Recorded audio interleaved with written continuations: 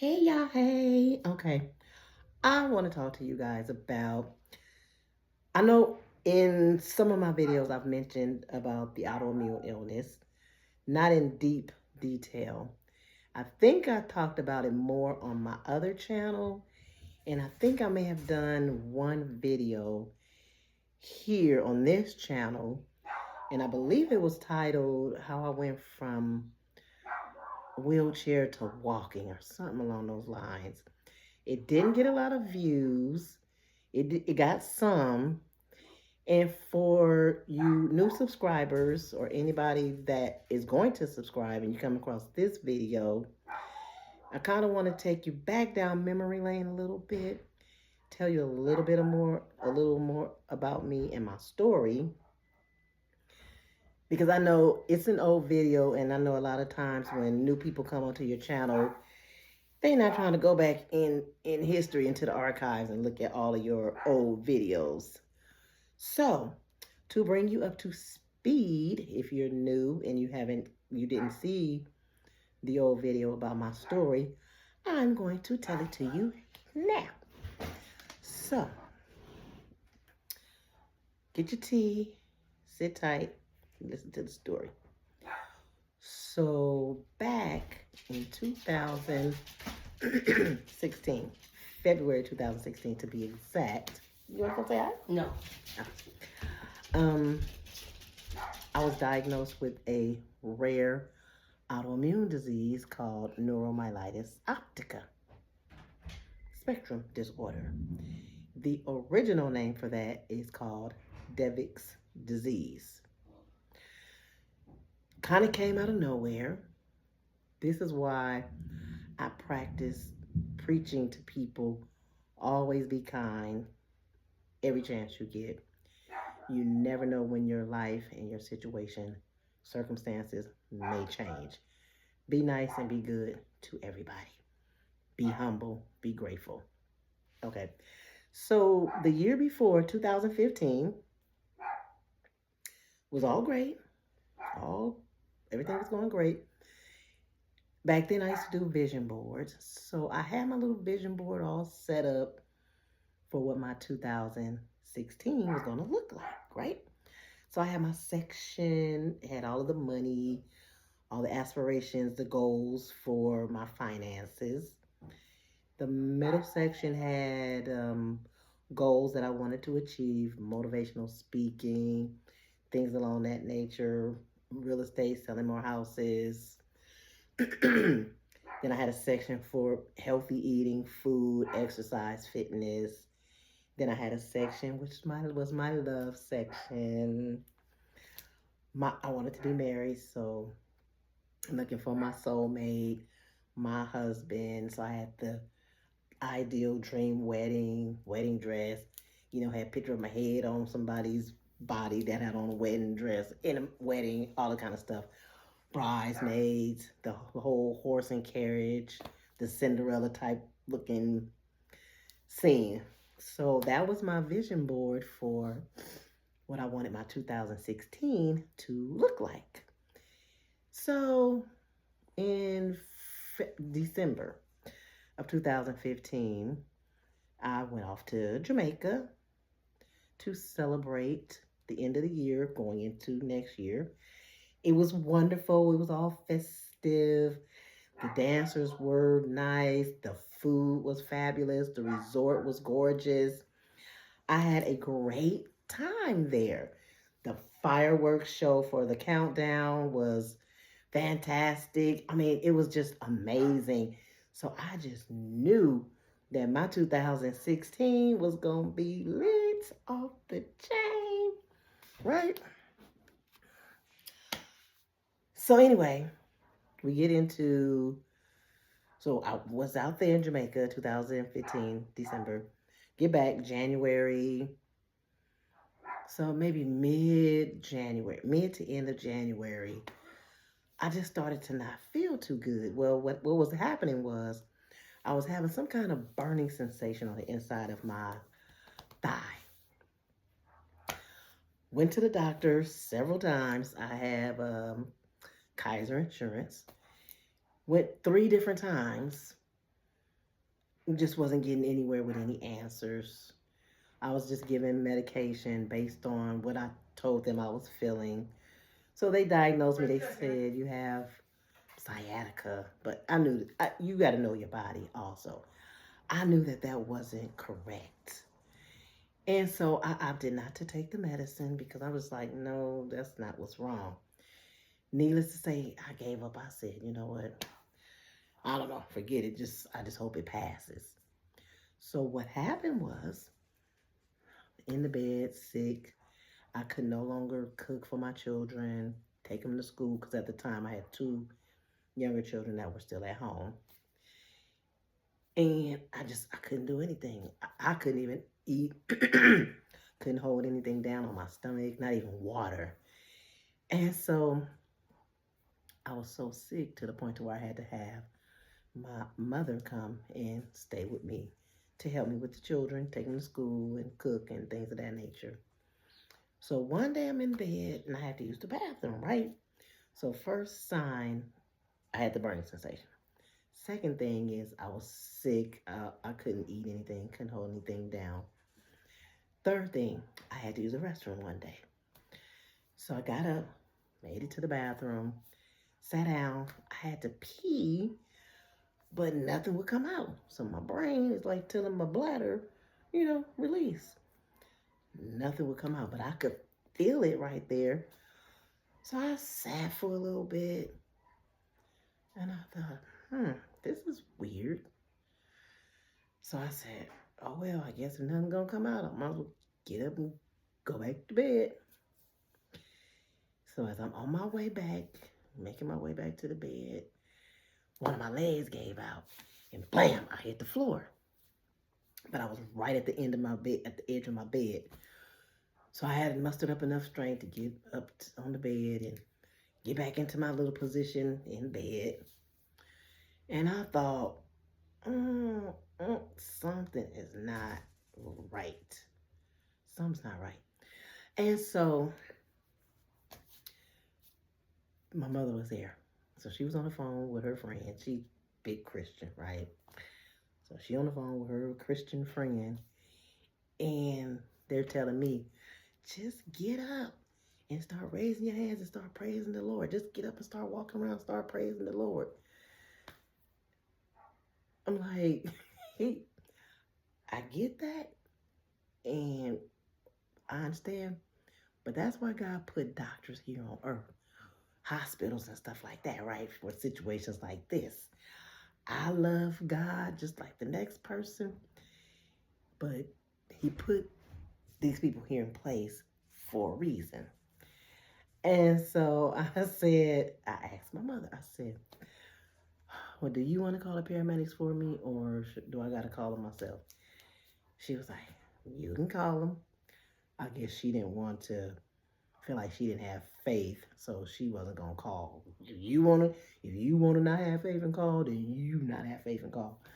So whatever, I called. Called the paramedics. They got there. Told them what was going on. So they immediately, brought the little gurney. I lived in an apartment up a flight of stairs. They brought the gurney up.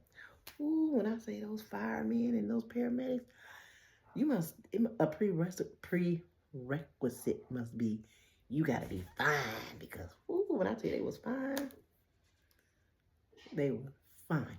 Anyway, so they come with the gurney, they put me on, take me on to the hospital. And when I say God works for us, he does. Because normally they're supposed to take you to the closest hospital. Well, that closest hospital was trash, okay? So thank goodness they did not take me there. They went right on past that hospital and took me to a Kaiser. And thank goodness on staff, they had some doctors that were wise and knowledgeable. Sometimes you'll get doctors and they'll just misdiagnose you or tell you what's all in your head and send you on back home.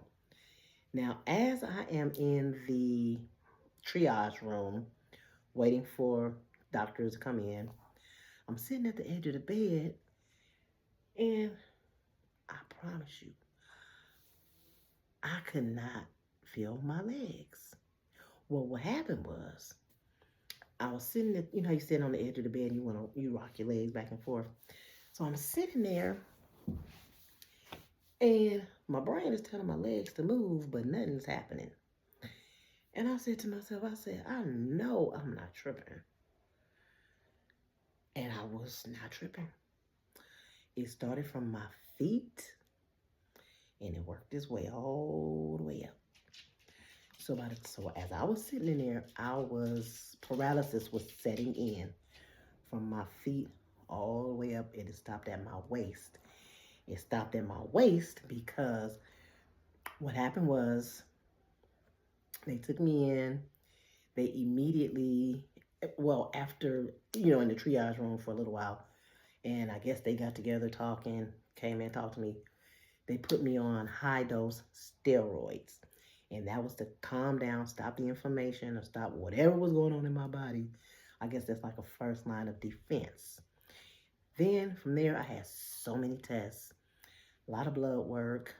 And then I had an MRI. And then they had a spinal tap. Whew, spinal taps hurt. I don't know, anybody's had a baby and they had epidural. It's kind of like what a spinal tap is. They put it near your spine to collect spinal fluid. So they sent that off to the Mayo Clinic. The Mayo Clinic is where they do a lot of the research and all that kind of stuff. So they wanted to get a for sure diagnosis as to what was going on with me. So, mind you, of course, needless to say, I was admitted to the hospital. There was no going back home. So I was admitted to the hospital, MRI, spinal tap, a series of tests, blood work. And by this time, like I said, I was completely paralyzed, no feeling whatsoever from the waist down. Started from the foot up and it stopped at the waist. Some people that get diagnosed, some people have paralysis all the way up. Some people go blind. That's why it's called neuromyelitis optica. Optica meaning eyes. Spectrum disorder. Some people do regain their vision. But back to the story. So I'm in the hospital. I think I'm kind of like in shock because I think it just never really set in because I was never depressed. I was never sad. I did have my moments, but for the most part, they were fleeting. They didn't stay. They didn't last. I didn't get depressed. And so I'm in a hospital. Again, this is a rare autoimmune illness.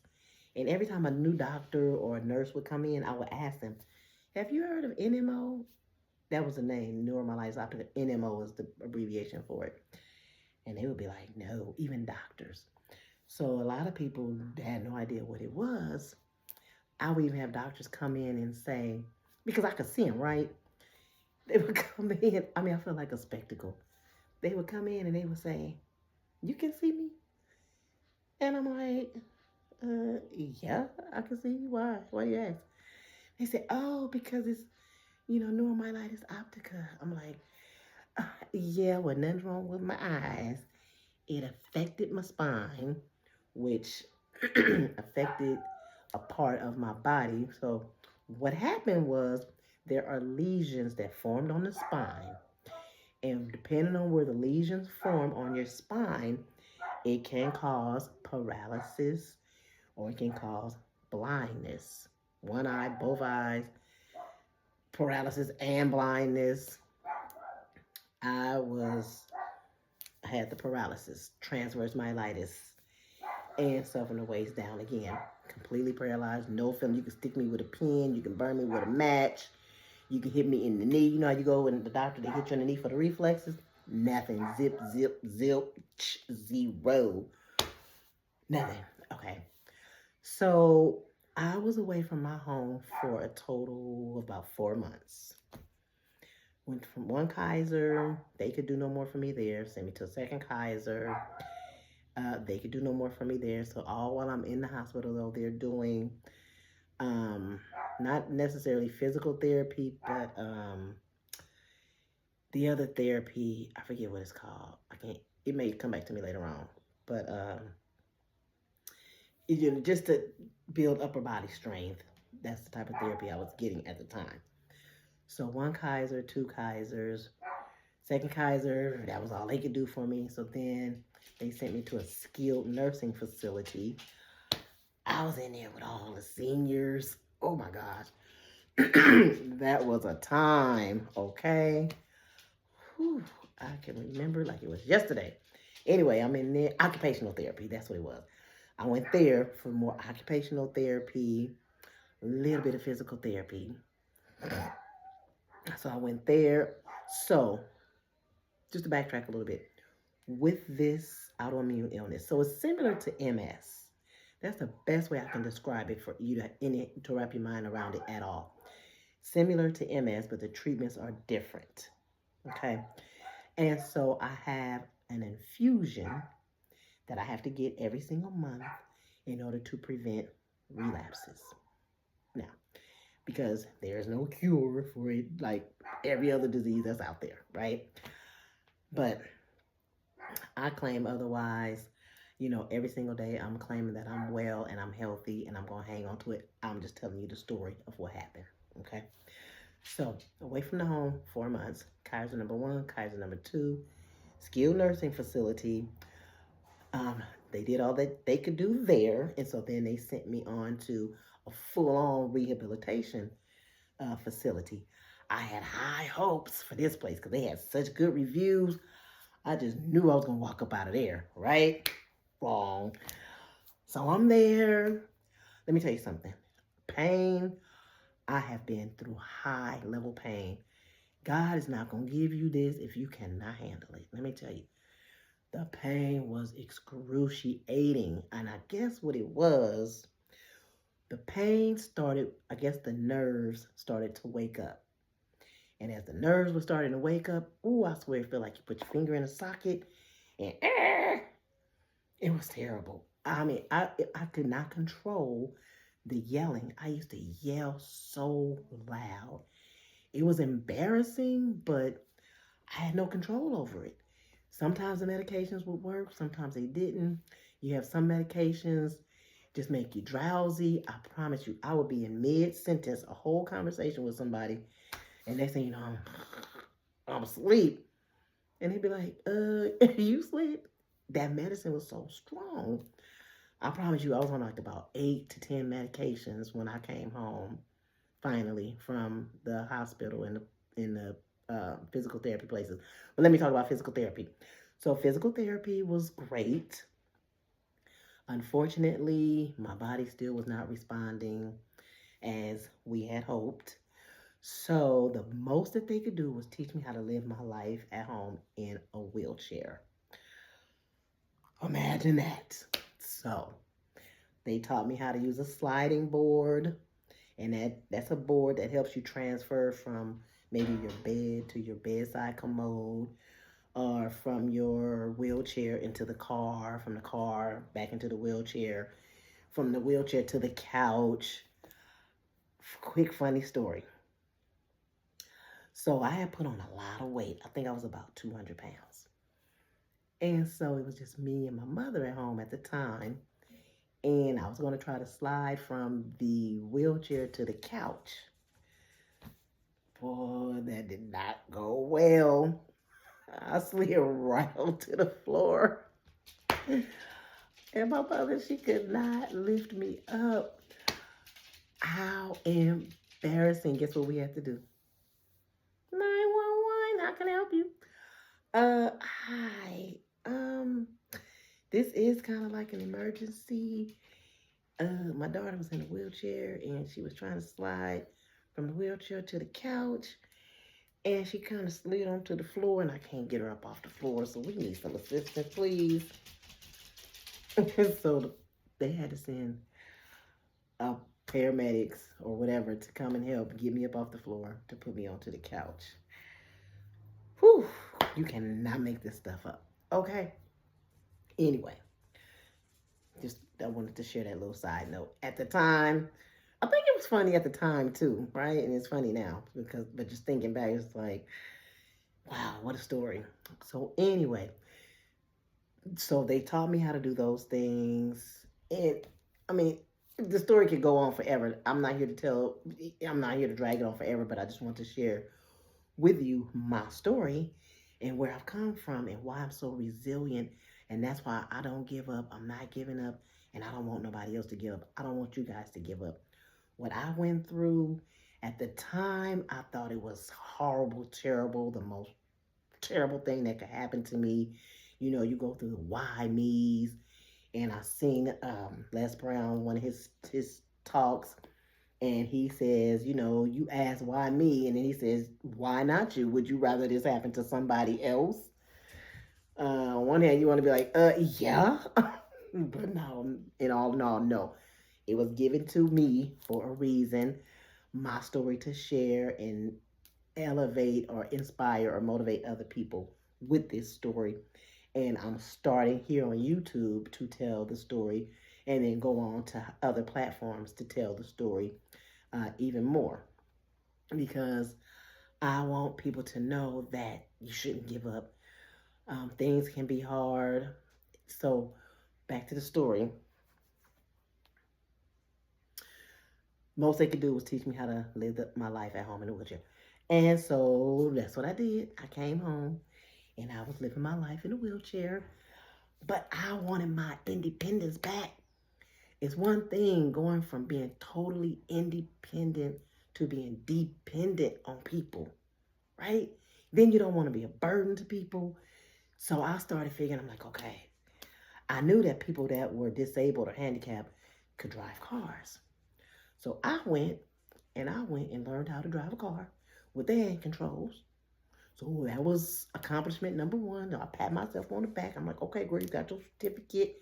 The first thing I did, it was a rental car place down the street from me. First thing I did was went and rented a car, honey. Told them to put them hand controls in it. And the good thing about that is, um, so, you know, you always want to book the compact car because it's cheaper, right? Well, when they're putting hand controls in, they can't put them in a compact car. So they have to give you a free upgrade to a mid-size car. I wasn't complaining. I was like, okay. And so I rented a car. When I tell you that was so freeing, it felt so good to be able to drive again independent. Now, here's the other catch to that, though. Like I said earlier in the story, I lived up a flight of stairs, right? So, what did I have to do? I had to go on YouTube and learn how to get myself up and down those stairs independently on my own. Because what's the use of having a car downstairs if I can't get down there to drive it, right? And anything I'm telling you that you want to learn, anything that you want to know about, go to YouTube University. You will learn how to do any and everything because there's somebody on here talking about whatever it is you want to learn about. Somebody is teaching about it, talking about it. So I went on and I Googled or I looked up how do people get up and down stairs in a wheelchair. Look, studied, watched those people, did the same thing. I was like, okay, I could do that. I got upper body strength. Figured out how to do that, and that was all she wrote from there. So it was awesome to learn that new skill. So even in the midst of turmoil or what might look like turmoil, you can still learn skills, and there's a lesson in everything that we go through and that we deal with. And so when I say I rose from the ashes, I didn't take anything personal. I understood. Now going through this journey, I did lose friends, which that's okay. We talk about toxic friends all day long.